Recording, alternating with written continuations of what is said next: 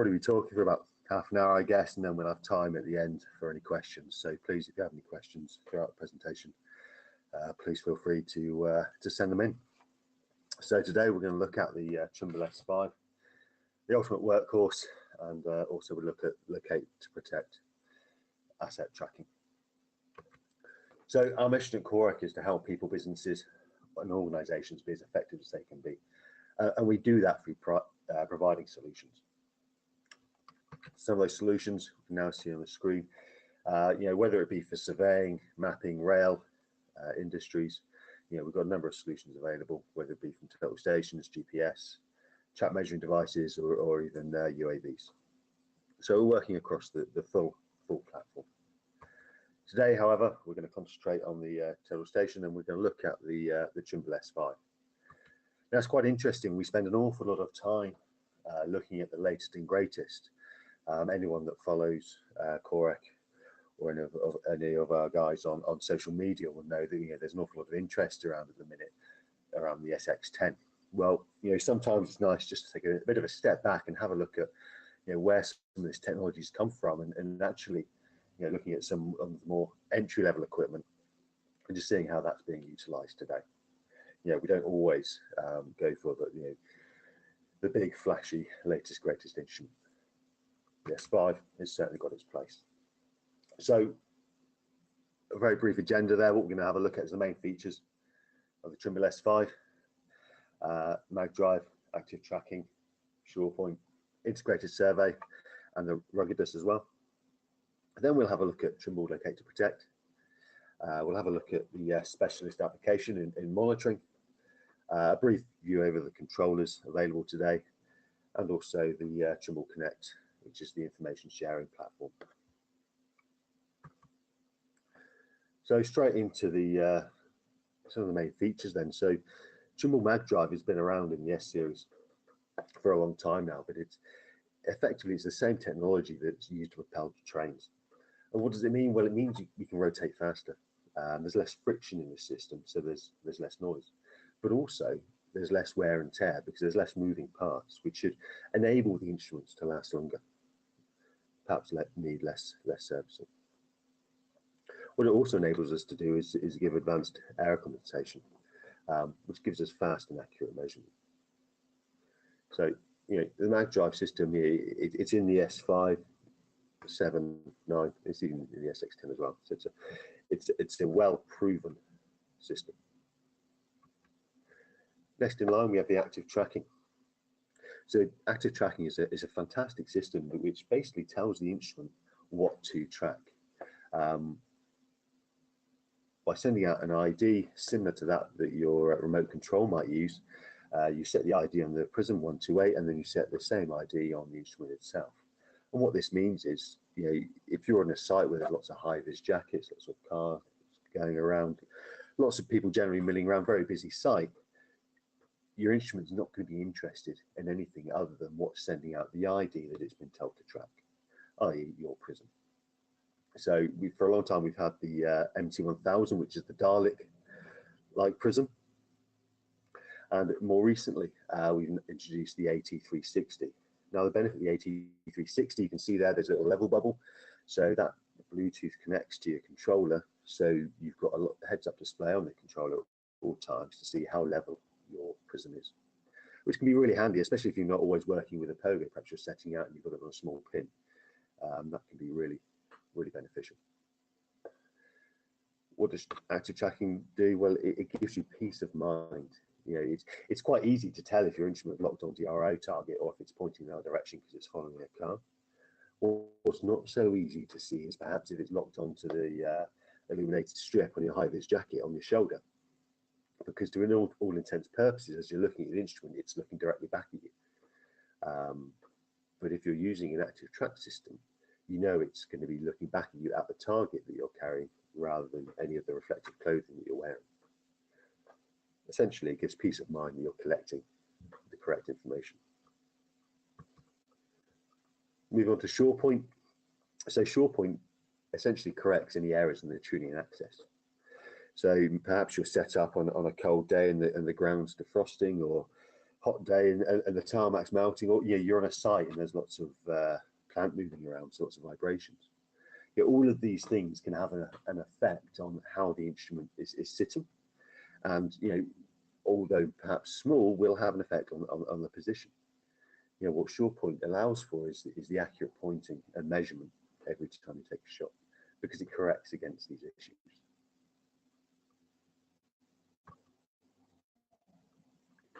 So integrated surveying, or IS surveying, is something that Trimble have done for a long time, and it works very well.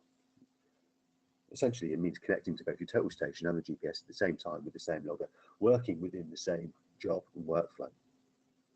Now, what this can do is, to start off, you can actually reduce the station setups. If you've got that one little setup perhaps around the corner that you just need to pick up a few bits of detail, do you need to put a new total station setup in there? Do you need to put a new leg in?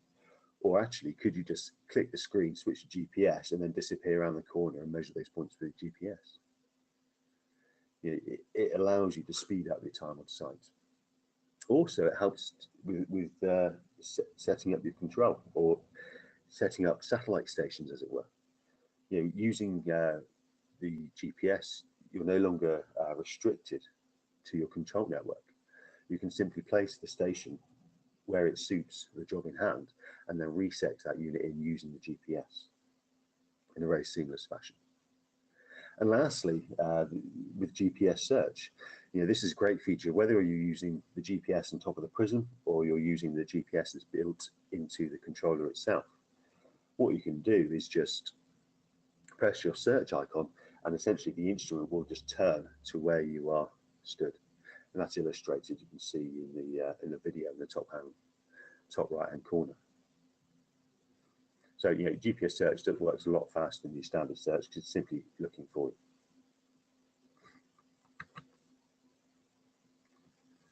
So one of the things we always talk about when we talk about Trimble is ruggedness. And what you can see here, this is actually an S7, but it's part of the S series range, and so the S5 is absolutely no different here. We were so confident. I actually did this personally a few months back now, that one day, we just thought, right, how can we prove the ruggedness of the system? So one day we thought, right, let's just do it. So we set up a camera in the shower. Obviously that did cause a few questions, but we did it anyway. And then we placed an instrument in there, and we placed it in there all day with the shower running, and we set it up to measure rounds of angles. And you can see there the amount of water that's coming down. And I can assure you there was absolutely no issues with this instrument afterwards. Obviously, we had to dry it off and take care as you would with any instrument. But the proof is in the pudding. We have no problem with setting that up in a shower all day, and therefore I'd have no problem setting out or surveying in the rain. I'm pretty sure the surveyors would give up before the instrument would. Whether it's a good thing or not, we don't know. So one of the latest features that's causing an awful lot of attention, or getting a lot of attention at the minute, is Locato Protect. So Locato Protect is a tracking system used for our total stations. Essentially, it's a GPS and a modem with a G-Shock sensor built into the gubbins of the total station, and that's in the S5, it's in the S7, and it's in the S9. We can also put it into older instruments as well, so whether it be the S6, 8, and 3. It uses a web-based platform to actually run the system called AllTrack, and we can actually use the system to create alerts, either entering or leaving the geofence, and also G-Shock alerts as well.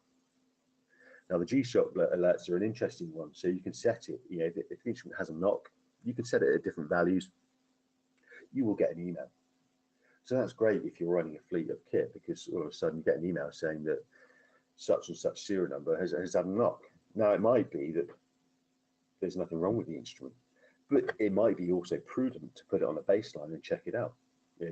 Has the knock thrown out of calibration? It's worth checking these things out.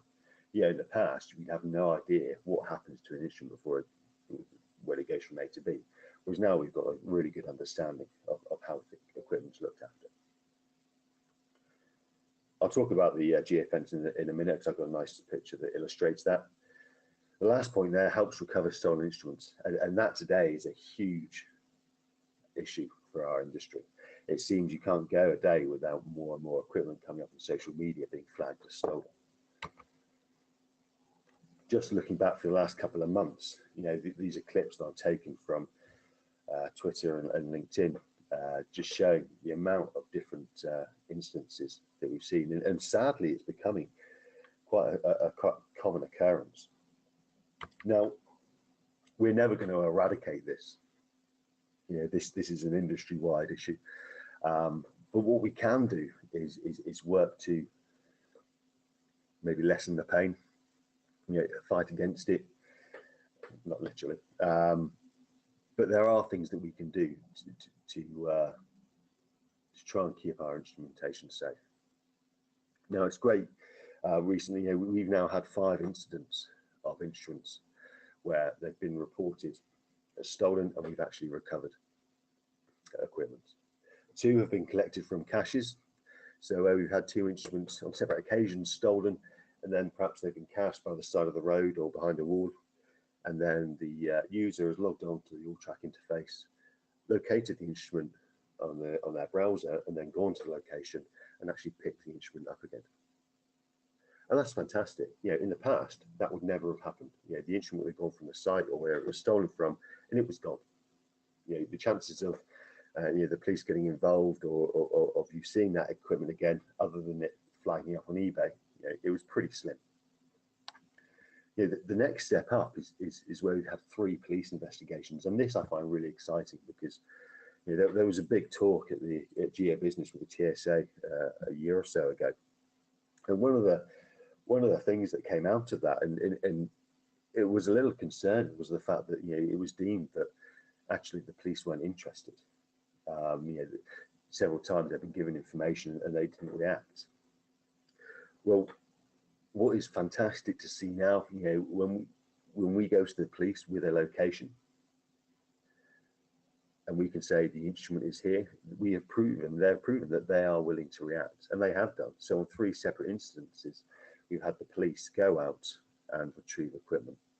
On one occasion, again, the TSA released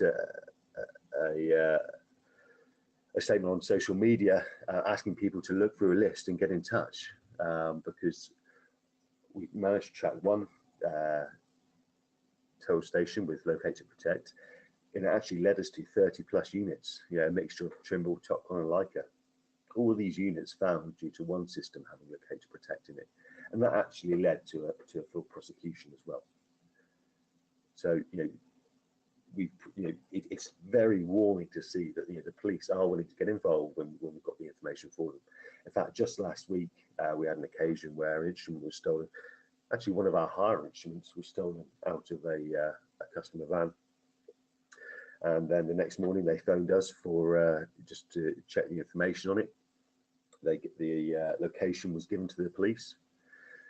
We had a phone call then from the police shortly before once they were on site, just to confirm that it was still in the same location. And then later on in the afternoon, we had a phone call from the police saying, "Yeah, everything's recovered. We've got your kit here. We'll be able to release it to you." And that's a fantastic story. You know, it's a really nice place to be when we start to see equipment coming back. As I said, we're never going to stop it. It's an industry-wide issue, and there's other issues that we need to look at there. But what Locate Protect allows us to do is to try and combat it, and combat the issues that face us when the instruments do go missing. So a bit about all-track. So this is the interface that you see if you log onto the system. You can see there on the left-hand side, Brian Coogan's highlighted, and you can see in the middle there a serial number. So that's his, that would be a Trimble S7, I believe, his demo unit. And on the right-hand side, you can see a little map, and we can see the pinpoint coordinates there of where his system is. And you can even click on the satellite view. It's just a Google map, and you can see the satellite view as well. So you can get a really good idea as to where the instrument's located. Incidentally, when we located that stash of 30 units, what we did was we used this screen to pinpoint where it was. We then went onto Google Earth and managed to use Street View to look at the self-storage facility and locate the CCTV cameras. From those CCTV cameras, we gave all those positions to the police, and they actually used that and the timings we gave them for it getting to site to then search a very short window of CCTV footage to actually then pinpoint who the guy was that took the equipment there. So, the system does work. I talked about geofences earlier, so this is in the centre of that cluster there. You can see our head office in Huntston, where all our operations are, and we've got a geofence drawn around the outside of that. So at any stage, if any instrumentation leaves or comes back into that geofence, we will get an email notification. Needless to say, if we get a notification come through at 1 o'clock in the morning, chances are we've got a bit of an issue. But that would work just the same, whether it's our head office or any individual site. Very easy to set up. So I often get asked about the pricing of the system, and it's no different. If you've got an iPhone, and you're using Find My Phone, whatever, that all comes under your minutes, your data plan. And L2P is no different. It's subscription based. So the actual subscription itself is £300 for the year, and it's obviously renewable year by year. We do sell a KOREC Total Care package, and we do have one that includes Locato Protect with it as well, which it does make absolute sense. It's one of those things. It's like spending money out on insurance for a car. We all begrudge doing it, but the moment we have a prank or the car gets stolen, that's when you actually appreciate having that cover. And I've got a couple of examples here. I won't read them out to you, but you can see, I've just highlighted a few quotes there. Paul Williams from Sumo Services, it was their instrument actually that was stolen that led us to that big cash. And the use of L2P has quite literally saved us thousands of pounds. And it has. I can assure you of that, because we didn't sell them another instrument to replace it. So it literally has. And it has for many other people as well.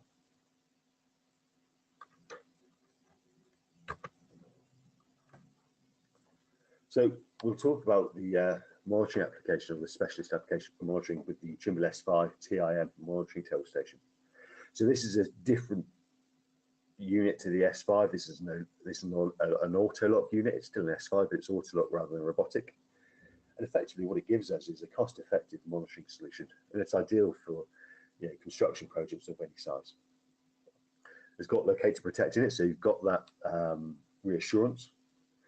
What it's also got is FineLock technology and the Trimble DR Plus CDM.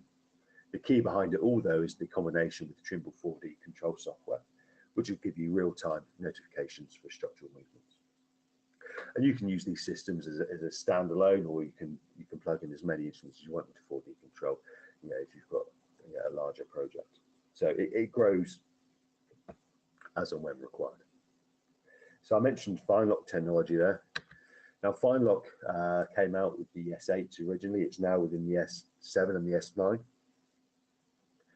And what FineLock does is effectively, it sounds like the name, it gives you a fine field of view. So if you're sighting down a linear object, perhaps through a tunnel or down a rail, what FineLock does is, firstly, it helps you differentiate between the prisms if they're close together for more accurate measurements. The next thing it does is it actually helps you aim more accurately. So if you think that you're aiming manually to a target, that's probably the sort of thing you do, maybe exaggerated, but to get to the center of the target. What FineLock does is it actually takes 670 aimings per measurement. So that's slowed down, but that's effectively what it's doing, which gives you the real high-end accuracy. Now, again, we do have long-range FineLock, but that goes up to the S7. Chances are with the monitoring, you're not going to use that. But it's useful for all engineering applications, rail, monitoring, and tunneling.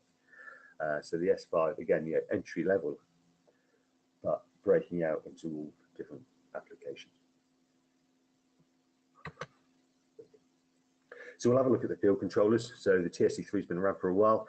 Very good rugged controller, running Trimble Access, onboard camera, GPS, and modem. So the GPS is just a handheld GPS. You're not going to use it for measuring anything, but that's what we use for the GPS search. And we've also got the modem, which is used for dialing into perhaps the VRS corrections if you're using GPS, or for sending information backwards and forward to the office. It's got a nice physical keyboard and a 4.2-inch display. The right-hand side, we've got the new Trimble T10 tablet. So this was released at Intergated earlier in the year, and we'll start seeing these in January. So new 10-inch large touchscreen. So, and we're using Windows operating system 10 as well. So all up to date. Onboard camera. It's actually got hot swappable batteries as well now, which means it's quite a nice light system. Again, it's got built-in GPS and also a modem. So again, you can use it for sending information backwards and forwards. What I really like about this is the attachment for the keyboard if you want it as well. So you can literally take this into the field and start processing data on the controller effectively. So a nice addition there from Trimble. So both those controllers are driven by Trimble Access.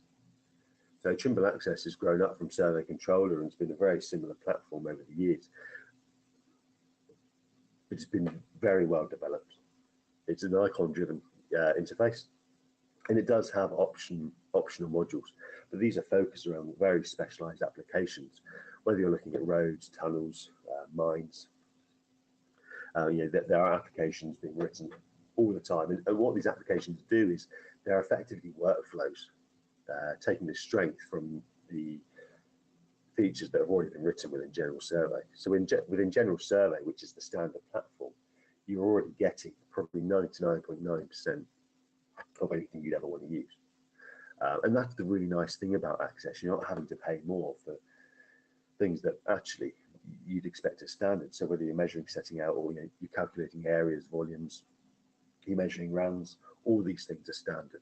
So one platform does all, which if you're able to limit the amount of bolt-ons, it obviously limits not only the extra bolt-ons you're having to purchase, but also the amount of bolt-ons you're then having to warranty and keep up to date. So we utilize Access for all of our geospatial hardware, whether we're using it with any of the terminal stations, including the SX10, whether you're using it with any of the GPS. It's a similar platform for the scanners, and also Access for imaging with the UAVs as well. So that's the key thing here, is that when you pick up a Trimble, the idea being in the geospatial world that it's always going to be as a minimum learning curve, because you're going to recognize the software. It's going to be recognizable. It's also now user upgradable. So we've got Trimble Installation Manager, which means at any stage, if a new update comes out, you don't need to send it away or anything. You can simply plug it into your PC, run Installation Manager. What it'll do is it'll look at your controller, work out what warranty you've got, and then upgrade you to the latest available. So it makes it very easy to manage controllers. So what I'm going to talk briefly about now is Trimble Connect. Now, Trimble Connect is essentially a sharing platform. It's cloud-based hosting, all password protected. And it's a visualization tool for collaboration, so you can share data with third-party stakeholders. It's easy access to data, so you don't need to run additional software on your PC. You can actually log in and view data real time. We can synchronize files from the field to the office and back again, and essentially it's just a simplified data management system. So what we've got here, a little example. I've just gone into Google, clicked on my link for Trimble Connect, using my password protected login. And what you'll see, the first thing you'll see is the jobs or the projects I have open to me. So my TAC3 building facade, Westminster survey test. So click to new project. I can give it a name, I can give it an image, I can even give it a start and an end date. So you could use this effectively for planning your surveys if you so wish, especially if you've got a larger job where there's going to be lots of information built into it. So within my TSC3 project, then I've got a trial job, and you can see there within that job, I've got my site B, site A, and some coordinates. or I can add and create a new folder. So I'll create a new site, we'll call it connected site for want of a better name. And then using this, you can see my folder. Now what I can do is just drag in any data that I need to send out to the field. So I might have a surveyor out in the field, and I just need to send in some coordinates across. So I've just dragged in my control and some setting out points. They're now live sitting on the web. So if I wanted to now, I could send a text, an email to my, or get a phone call to my guy on the ground, say log in, you've got some new data, you need to go to this job. So in Access, from offline, go to Trimble Connect using the same login password. And then straight away now you can see that we're connecting to the site. And what it'll do is it'll give me a drop-down list showing me all the projects available to me. So you can see there, MITSE3, SketchUp, Westminster, so the different jobs that have been created. I can now go to Next, and then it selects that project. And then automatically takes you to this accessing screen. So you can see that a MITSE3 that's already on the logger. And what you'll see in a minute is you'll see, there you go, as it's synced up, connected site has just come through. So that's the site that I've just created in the office. You can give it a little tick there, and then straight away it'll start downloading those files. It's sending and receiving information to the field. It is absolutely key for the smooth transition of information. If you've got a guy that's 100 miles away, or even 10 miles away, do we really need them driving all the way back to the office to get information? So I can start a new job with an Access. I can give it a name. I can select the template. If I was on a job, it was a big site, it might be that I've got a template set up specifically for that site, and then have all the linked files that attain to that that's already linked. As a new one, you might not have a template set up, so we can just set it up now and then just add in the linked files. So I go to add, we can go to the connected site folder, and there you can see the data that's come straight down from the web. So I can select those and then just bring them through into the project. I can then tick them both on if I wanted to, or actually, if I only need the control software, I can just tick on the control points, I should say. Click on the control, you can see we have a linked file there, and then into Access, you can see the name at the top of the screen, and into my map, and there you go. I've got all the points that I've downloaded from the office. Straight away, then I can review that.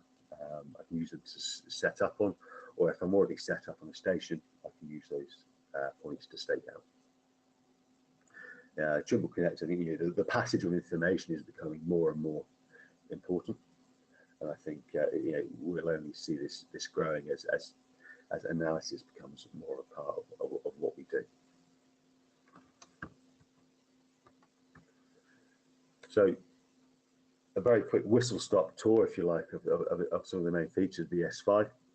We talked a bit about Locato Protect and the monitoring solution for the S5, and obviously the controllers and Trimble Connect. One thing I'd like to point out, we are still running our Black Friday sale. This will be running to the end of the month. So it's not quite over yet. We've got some fantastic deals with the S5, for example, up to 4,000 off for an S7, to 4,600 and 3,600 off an R10. So deals are still there to be had, shall we say. I'll take some questions in a minute. Before I do, we're not on all of these platforms, but I think on the majority, certainly you join the conversation. We're certainly on Facebook, LinkedIn, Twitter, and we've got a YouTube channel as well. So we're never far away. If you've ever got any questions, you want to get in touch, please join the conversation. So what I'll do now is, I believe we have some questions come through. Let's have a look.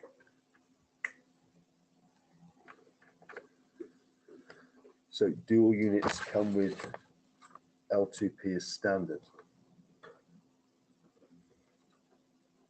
So yeah, the S series, the S9, the S5, and the S7, we fit L2P to all new units that are sold. We have done since L2P came out, purely because we saw the benefits in it and the savings that could be had for our customers. So yes, all the S series instruments have it. What's the difference between the two targets? So we've got the MT1000 and also the AT360. So the main difference physically between the two is the MT1000 uses prisms, whereas the AT360 actually uses a